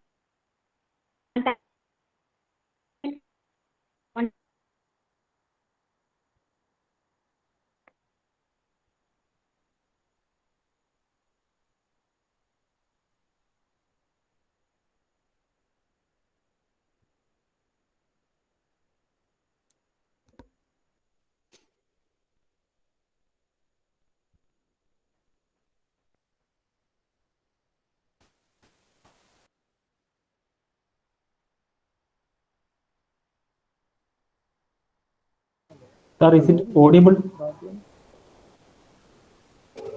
Is it audible for me? Not audible. Not audible. Actually, I think she might got connection problems.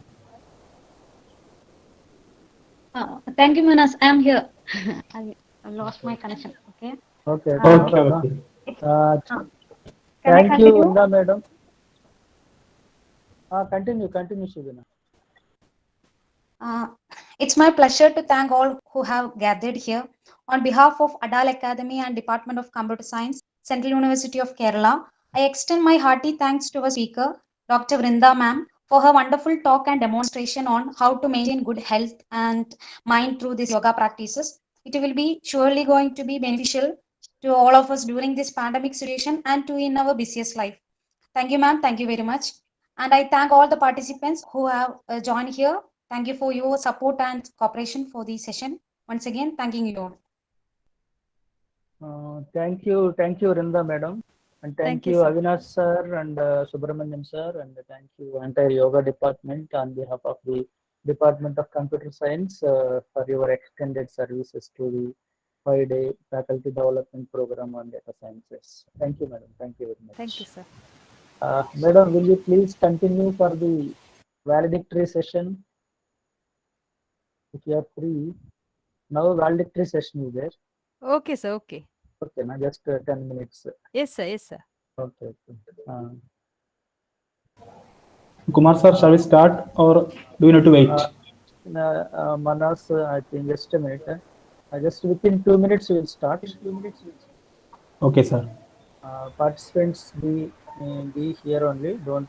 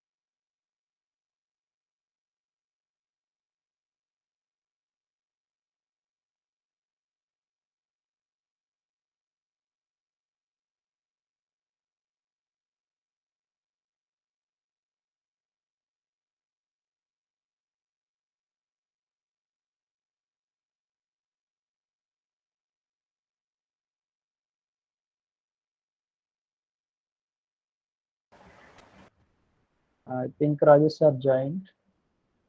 Sir, Rajesh sir, welcome. Sir. Yes, I joined. Manas, continue. Okay. So everyone, good morning to one and all. We are about to wind up our 5 days faculty development program on data sciences organized by Department of Computer Science, Central University of Kerala, sponsored by ADAL. And I am sure that these 5 days, all of you have studied and explored many things about data science. And we have got a chance to interact with eminent personalities from different areas. Also, we had a section on yoga and yoga basics and its practices by Dr. Vrinda.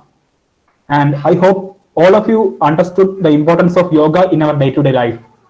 And okay, as I said, this is a mandatory section of our program. So without any delay, we can continue. So I would like to call Dr. Taslima to deliver the welcome speech. Ma'am.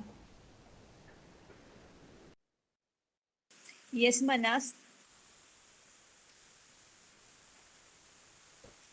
Thank you for the invitation. Respected Head of the Department, Dr. R. Rajesh, sir. Today is the resource person, Dr. Vrinda Madhavan, ma'am. My colleague, Dr. Manohar Naik, sir. Organizer of this program, Dr. V. Kumar, sir.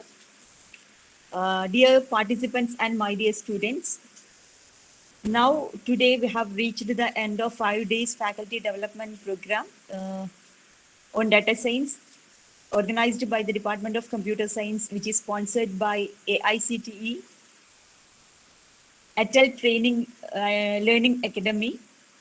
So we are getting these chances for organizing such wonderful program with the support of this AICTE, and it was a very it was giving chance for the faculties from different institutions all over India can be a part of this program, and they have got a chance to interact with the resource persons, and thus all of us are getting a very good experiences with this faculty development program. I'm directly going to my duty on welcoming the gathering. First of all, I would like to welcome Head of the Department, Dr. R. Rajesh sir, for this program, who is the backbone of the department as well as for organizing all these activities. He was acting as the backbone. And thank you so much, sir. And I welcome you for this valedictory function. Next, I would like to welcome Dr. Vrinda ma'am. She was handling the last session and was a very fruitful and resourceful session for all of the participants, and have given a very good instructions on the meditations. Thank you so much, ma'am, and while I welcome you for this program. It is my pleasure to welcome my colleagues, Dr. Manohar Naik sir, and organizer of this program, Dr. V. Kumar sir, for this valedictory function. And I'm also welcoming all the participants. Because of your presence only, this program came to in a successful manner. And thanking for your participation, and I'm welcoming all of you for this valedictory program. And all the support was giving, our research scholar was also here by giving all the support, wholehearted support for this program. I'm welcoming all my research scholars, and my students of the Department of Computer Science also have been joined here, and welcoming you one and all for this program. Thank you. Thank you, ma'am. So now I would like to welcome Dr. R. Rajesh, our HOD, to felicitate our program. Sir, Rajesh sir.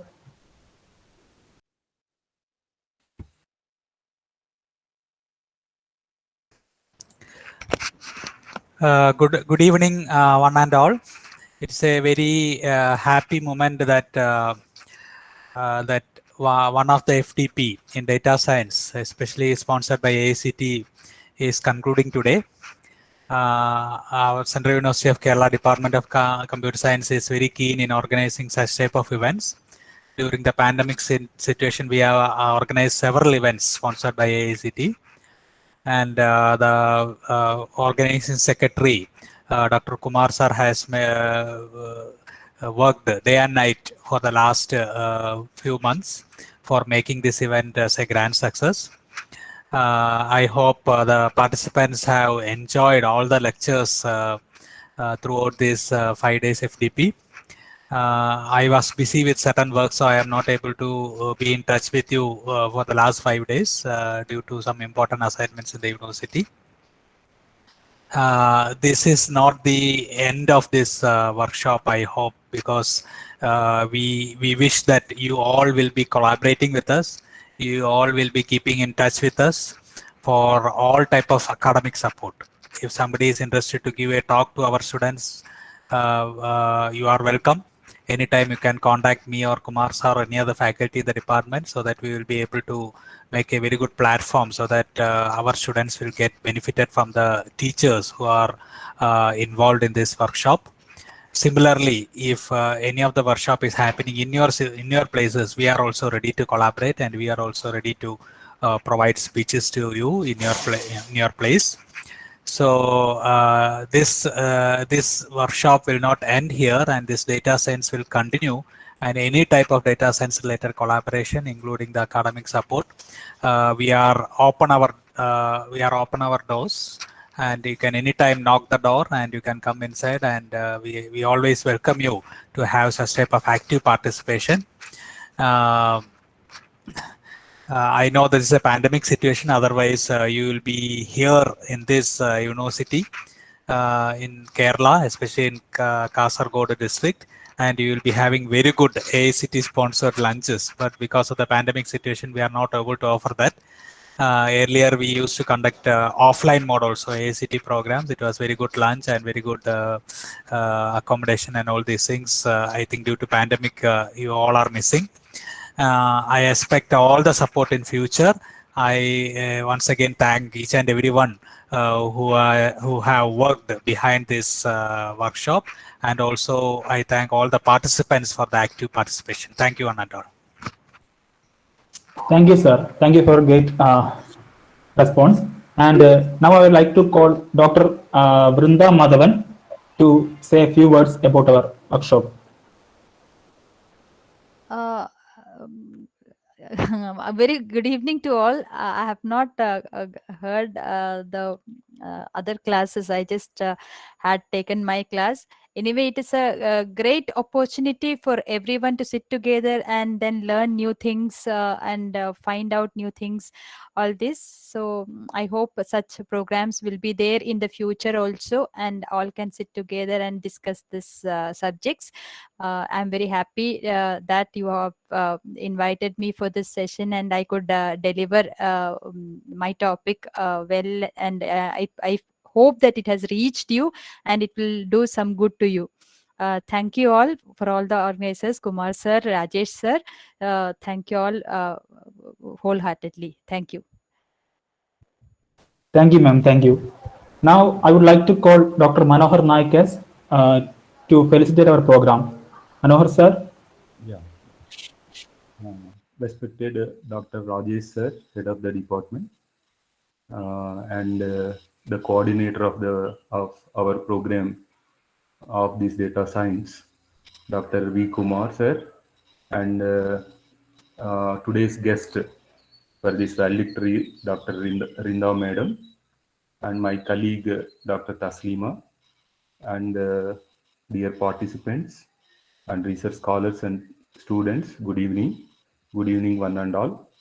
And today, actually, we have come to the end of that 5 days FDP program.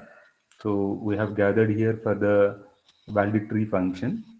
And I really hope that this 5 days program you might have enjoyed a lot, and you might have learned, and you might have enlightened through the new concepts. And as Rajesh sir mentioned, actually this is not the end, and our doors will be open to you at any time, and you can come with even research oriented problems or any doubts regarding the data science. Definitely we will be with you, and even further support also we will provide. And actually this program, organizing this program during this type of situation is a very hectic, but especially Dr. Kumar V, coordinator of this program, taken lots of burden and lots of responsibility, and he arranged and he finished from starting day to this moment in a successful way. This program has went. So I'm really happy for all these sessions, even all the sessions, even today's last session also. Last day sessions were hands-on, and even last session soft skill, and even regarding the mental health, and all the things. All the sessions were very useful, and even myself enjoyed through some of the sessions, because due to my some other assignments I couldn't attend, but wherever I attended, I felt and personally I have been also benefited, and I hope the participants definitely will get more. They might have got more from this FDP workshop, FDP, and definitely our support will be with you, and you can come up with any doubt at any time. Our doors will be opened. Thank you so much. Thank you, one and all. Thank you, sir. Thank you. And now I would like to call Dr. Kumar V, the organizer of this wonderful event, to express our sincere gratitude towards all of you. Kumar sir. Yes. Am I audible? Yes, sir. Yes, sir. You are audible. Sir, 1 minute, sir. Sir. Some of the participants can say feedbacks. Yes, yes, some feedback from the participants. Few, one or two or three. Yes, please, participants, your suggestions are valuable to us.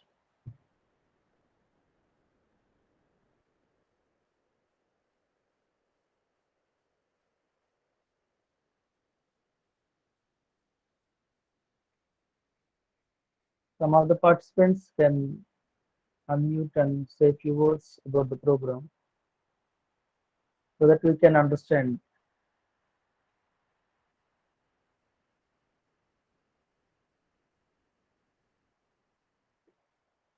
Yes, Anshika Shukla, madam, please unmute. Sir, I'm just a student. Okay, okay, no problem. So this was my No problem. first FDP, but it was an amazing session. All the 5 days I've learned a lot. Just one thing which I realized was that there was some time constraint due to which we could not explore some things. But rest, it was amazing. Thank you so much, sir, for this opportunity. Thank you, Anshika.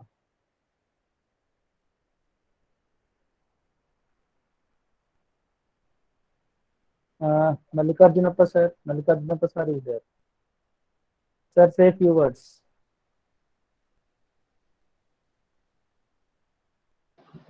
Sir.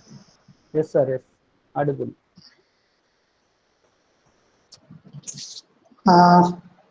Sir, I should personally thank you for giving this opportunity to me.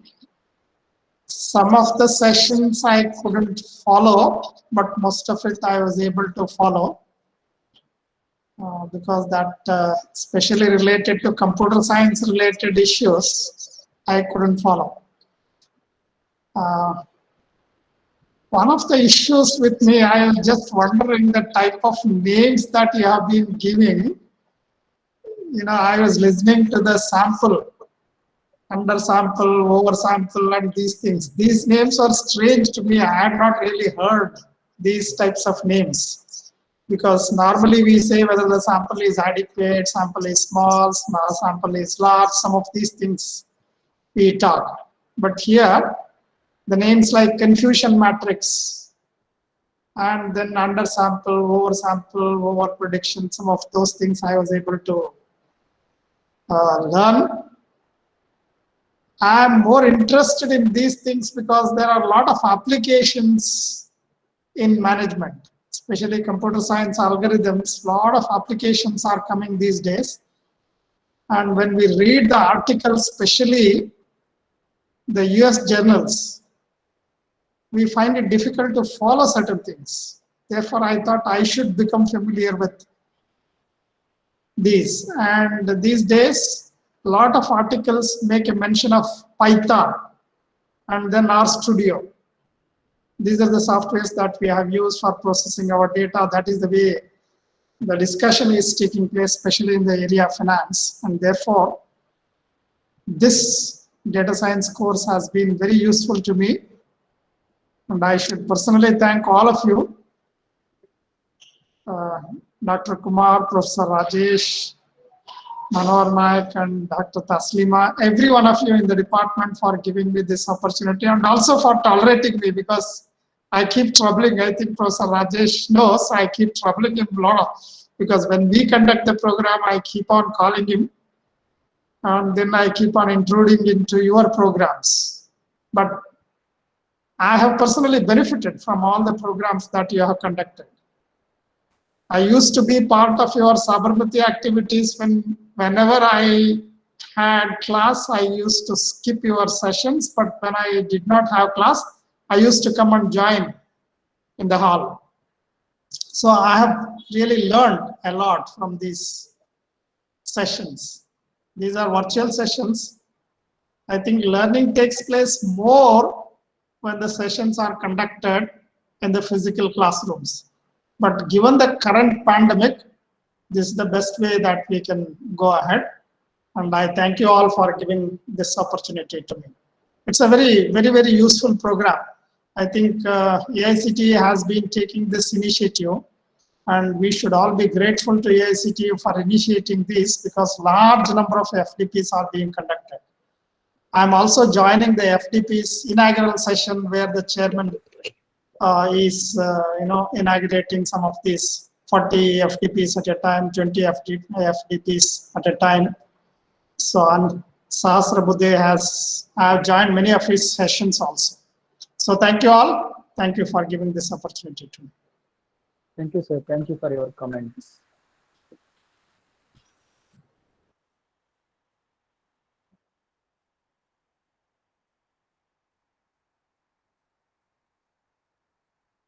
Any other members, please?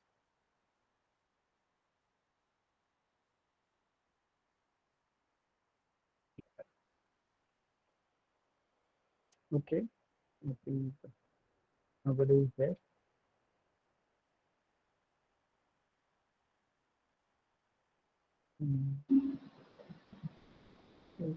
Rajendra, yes, sir. Yeah. I am Rajendra Prasad from PEP Siddhartha Institute of Technology, Vijayawada, sir. I am very much thankful to the team of organizers for the successful conduction of this program, particularly the coordinator of the program, Dr. Kumar Garu, and Manas, and other members also. I am very much thankful to them. And actually, I was very much impressed through the lecture delivered by series of lecture delivered by Kumar Velam, and he introduced so many elementary concepts of mathematics, and then he projected a simple mathematics to data sciences, and it's very amazing. And I heard so many good lectures through all of the days, 5 days. And today also we have seen the Chandramodi sir's hands-on session, very good session. And just now we have a wonderful session of Dr. Vrinda Madhavan, and she amazing session.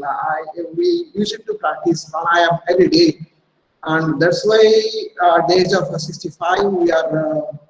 I am very without any health issues. We are living comfortably. Now everybody should know how to live comfortably with the help of this yoga. And I also thankful to the Dr. Rajesh Garu providing this opportunity for conduction of this program, a beautiful program. And we have learned all through these 5 days so many things, and definitely these deliveries will be helpful in our research programs, and will disseminate the knowledge to the students, and particularly is useful for conduction of these FDP programs. Thank you, Kumar Garu, for giving this opportunity. Thank you very much. Thank you, sir. Thank you for your wonderful words.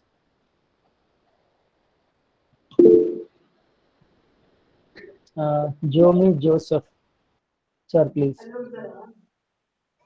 Sir, Yes, yes. Josmi Joseph. It was a Josmi. wonderful program, sir. And I couldn't, in some sessions, I couldn't attend because of the here offline classes are going on. So in between some sessions I missed, but really it was a very wonderful program. Rajesh sir, it was congratulations for you to conducting such a wonderful program. Thank you, sir. Thank you, ma'am. Thank you.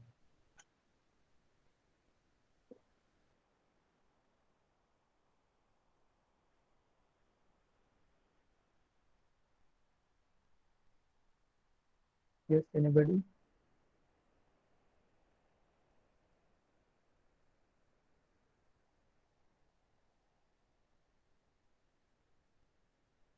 Okay. So let me do my job of proposing vote of thanks. Respected Head of the Department, Dr. R. Rajesh, and today's special guest, Dr. Vrinda Madam, Assistant Professor, Department of Yoga, and my colleagues, Dr. Taslima Madam and Dr. Manohar Naik sir, and research scholars and dear valued participants. Very good evening. So we reached end of this program. I hope you enjoyed all the 5 days. And I also congratulating all the participants for successfully completing this 5-day program. I hope everybody enjoyed and gained a knowledge from this faculty development program on data sciences. And I know that everybody is curiously waiting for their certificates. So after this program, within 1 or 2 days, we'll post the attendance and marks. And after that, we have to give the feedback from your account. After that, within 1 week, Atal Academy will release a certificate to your account. So from your accounts, you can download your certificate. So that is the procedure of getting the certificates, online certificates. I hope everybody will get the certificates. In advance, congratulations to all the participants. So let me do my job of proposing a vote of thanks. First of all, I would like to thank AICTE Training and Learning Academy for sponsoring this program to organize faculty development program on data sciences, and also Central University of Kerala and our Honorable Vice Chancellor, Dr. H. Venkateswarlu sir, for allowing me to organize this program. And next, I would like to thanks to all the resource persons.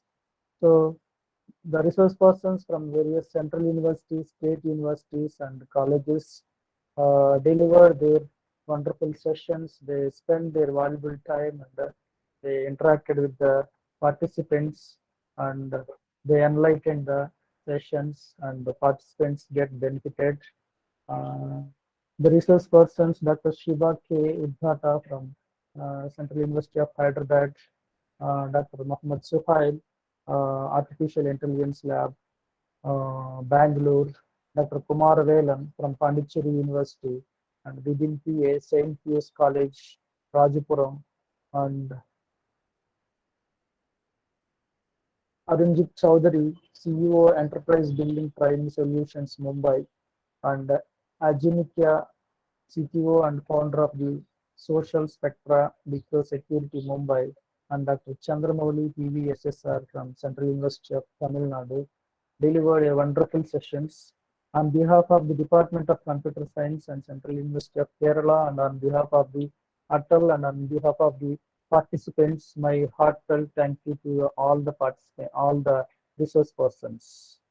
Next, thanks to our head of the department, Dr. R. Rajesh, for encouraging us to do this type of faculty development programs and other programs. And he's always backside of us, encouraging us. And because of him only, we are doing this type of activities from Department of Computer Science. So thank you, sir. Thank you very much, Rajesh, sir. Next, my thanks to my colleagues, Dr. Taslima Madam and Dr. Manohar Naik, sir. They are always supporting us. Whatever the program I am conducting or we are conducting, always they are cooperating. Whatever the duties assigned to them, they are helping without any hesitate. Thank you, sir. Thank you, my colleagues. And next, thanks to all the research scholars. They also supported in well manner whatever the duties assigned to them without any troubling. They did their duties. And also my special thanks to Dr. Manas, my research scholar. He wholeheartedly supported from beginning of the program to the end of the program. Thank you very much, Manas. And my heartfelt thanks to all the participants. They supported well without troubling any manner. They are always, whatever the instructions we are giving, they followed. Nowhere they given a, nowhere they troubled me a lot, not only me, my scholars or any other faculty members. They never troubled. Whatever the instructions I given, they followed. So from Department of Computer Science and from the coordinator of the program, my heartfelt thank you. And once more, I thank you all the participants and all the faculties and all the research scholars and all the resource persons. Thank you very much. Thank you all.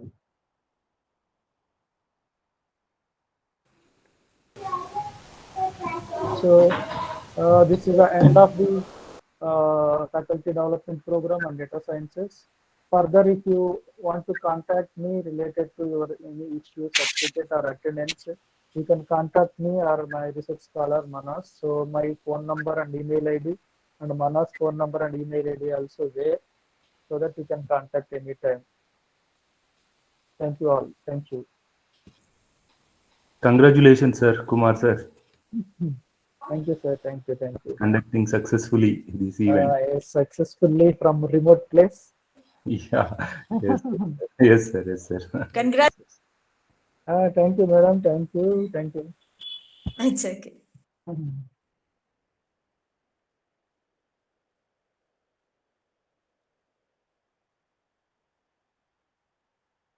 And regarding the PPTs and videos, I will share it.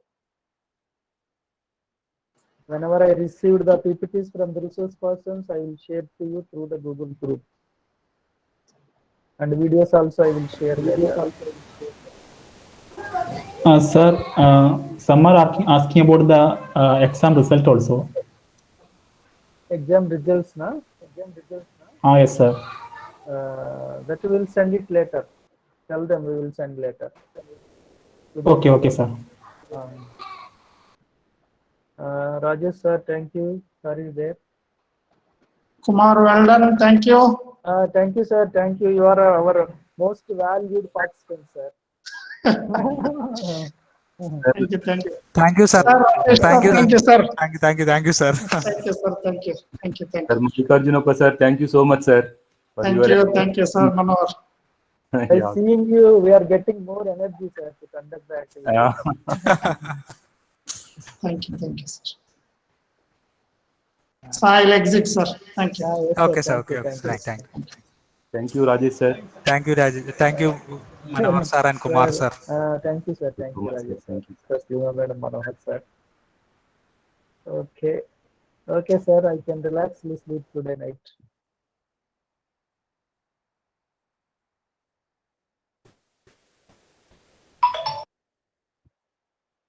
Manas, thank you. Thank you very much, Manas. Thank you, sir. Thank you. We'll sit one more day for finalizing. Okay, sir. Okay, it's fine. Okay. Yes, sir. Okay. Sir, can we take a leave now? Yeah. You can exit. Some more participants are there. If you have any doubts, you can ask. Later also, you can call and ask me and Manas also. Thank you, sir. Thank you. Thank you. Thank you so much. Manas, Thank you so much. Thank you, madam. Thank you. Okay, ma'am. Thank you, ma'am. Thank you all.